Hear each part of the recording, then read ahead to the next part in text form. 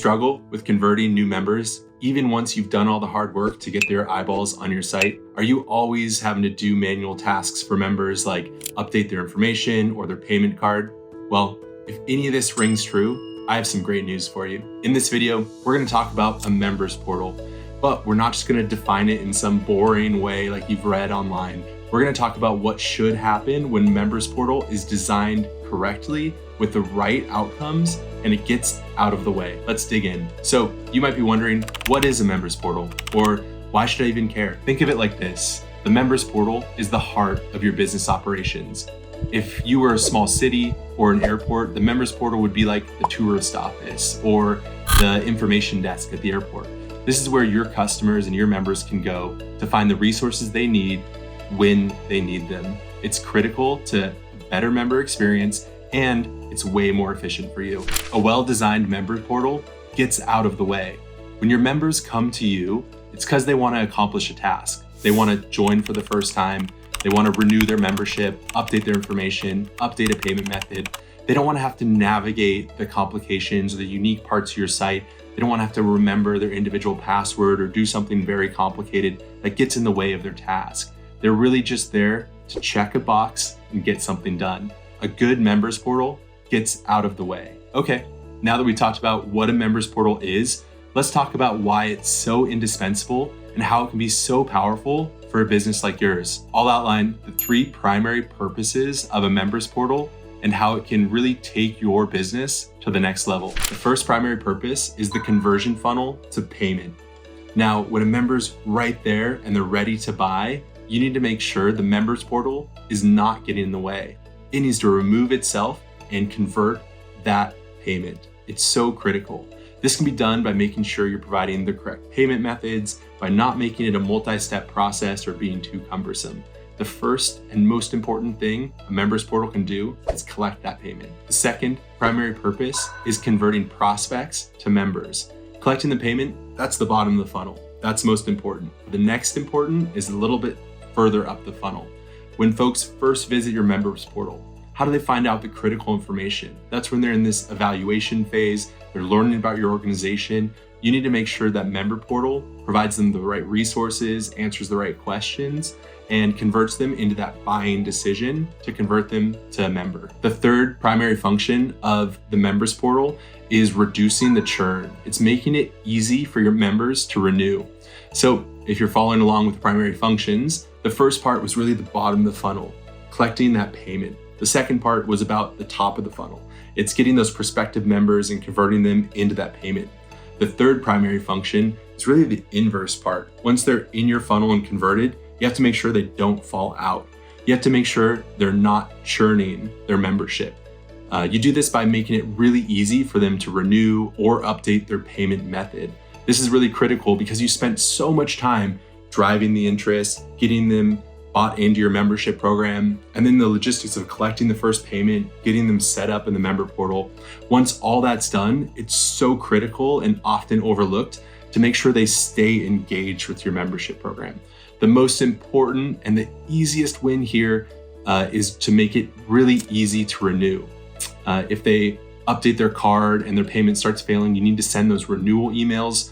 If they don't have a payment method on file, you need to make sure it's super simple to renew. This can commonly be done by sending unique links and reminder emails so that they don't have to remember their password, reset a password. They can just do one click, update their information, and check out.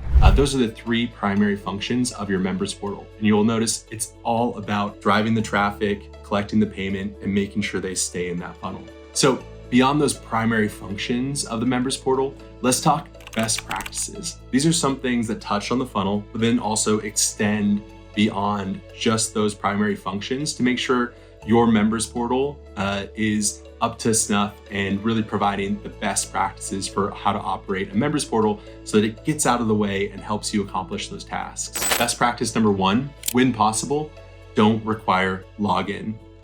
Think about it. How many passwords do you have? If you're like me, I have over 1,000. It's not a joke. I use a password manager. It's the best security practice. I set different passwords for every site. So I don't remember my unique password to your site or your member portal. I use that password manager, but that's an extra step.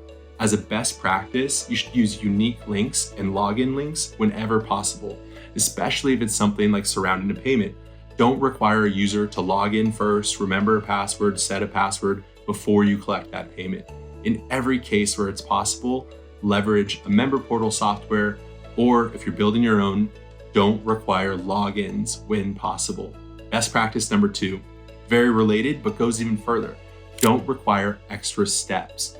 Don't require 2 steps when 1 will do. Anytime you want to optimize a conversion or you're asking for a certain action from an audience or a group of people, the fewer steps you have, the higher conversion rate you'll see. This is one of the unanimous and universal rules of the internet.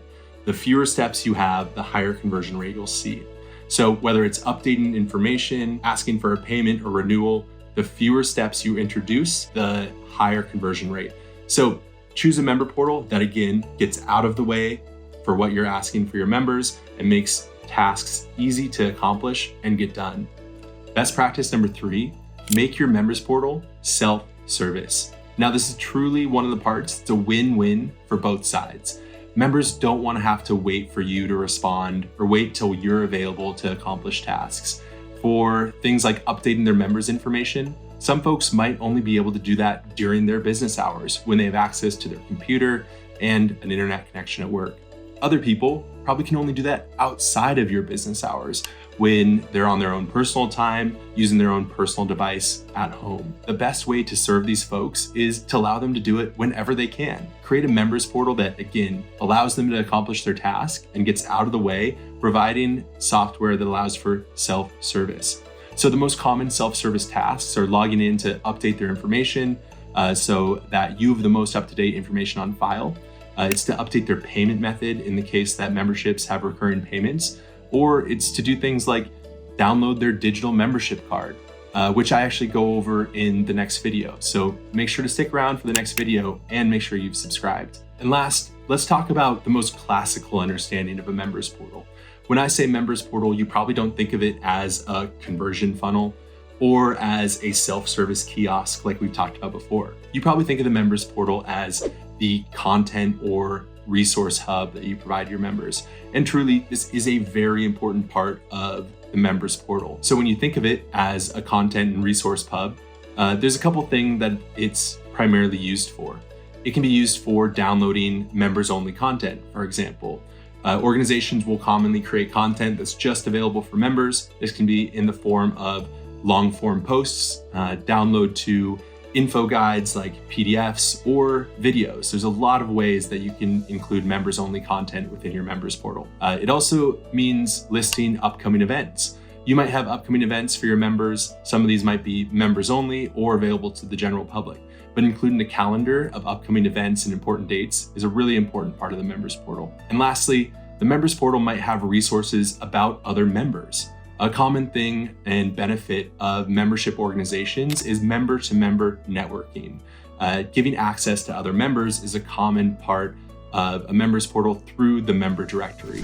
Now, in this last part, we'll talk about how you actually deliver this. It all sounds well and good, but if you want to launch this for your members, how do you actually go about it?